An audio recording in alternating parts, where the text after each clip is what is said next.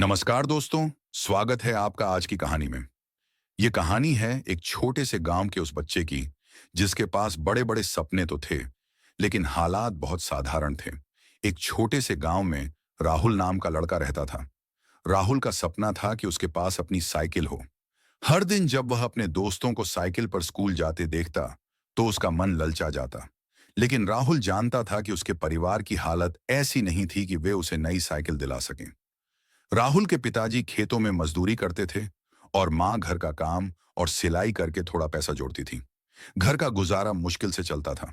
नई साइकिल खरीदने का तो सवाल ही नहीं उठता था। लेकिन राहुल ने हार नहीं मानी। उसने तय किया कि अगर घर वाले उसे साइकिल नहीं दिला सकते तो वह खुद ही मेहनत करके एक साइकिल बनाएगा। राहुल ने गांव के कबाड़ी वाले से पुरानी टूटी फूटी साइकिल के पार्ट्स इकट्ठा करने शुरू किए। कभी किसी के घर का जंग लगा पहिया, कभी किसी का पुराना हैंडल, तो कभी स्कूल से लौटते समय रास्ते से कोई बेकार पड़ा पेडल उठा लाता। लेकिन हर पार्ट तो मुफ्त में नहीं मिलता था। कई बार कबाड़ी वाला कहता, ये वाला पार्ट तो बिकाऊ है, इसके पैसे लगेंगे। राहुल के पास पैसे नहीं होते तो वह गांव में छोटे छोटे काम करने लगता। कभी वह खेत में बैल को पानी पिलाता, कभी गांव की दुकान पर सामान सजाने में मदद करता, कभी किसी के घर के आंगन में झाड़ू पोंछा कर देता। बदले में उसे 1 से 2 रुपये मिल जाते। धीरे धीरे उसने कुछ पैसे बचाकर छोटे छोटे पुर्जे खरीदने शुरू किए।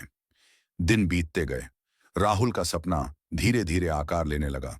गांव के लोग हंसते थे, अरे ये क्या कर लेगा, टूटी फूटी चीजों से कोई साइकिल बनती है क्या। लेकिन राहुल चुपचाप मेहनत करता रहा। वह घंटों पेड़ के नीचे बैठकर पहिए जोड़ता, चेन को फिट करता, हैंडल कसता। कभी पेडल फंस जाता, कभी टायर हवा नहीं पकड़ता। कई बार तो वह हार मानने जैसा महसूस करता, लेकिन फिर अपनी मेहनत याद करता और मुस्कुरा देता। अगर मैं अब हार गया तो मेरा सपना कभी पूरा नहीं होगा। कई हफ्तों की मेहनत के बाद आखिरकार वह दिन आया जब टूटी फूटी चीजों से बनी राहुल की साइकिल तैयार हो गई।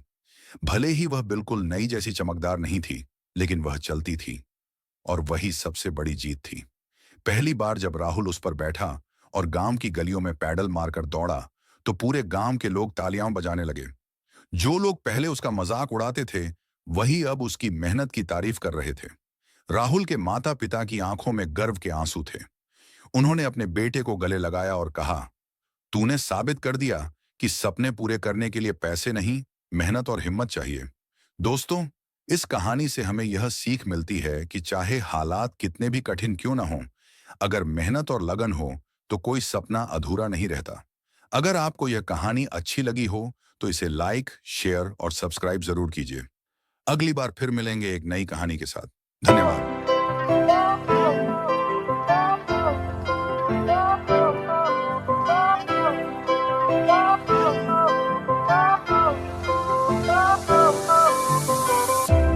Fire went out, lights went down.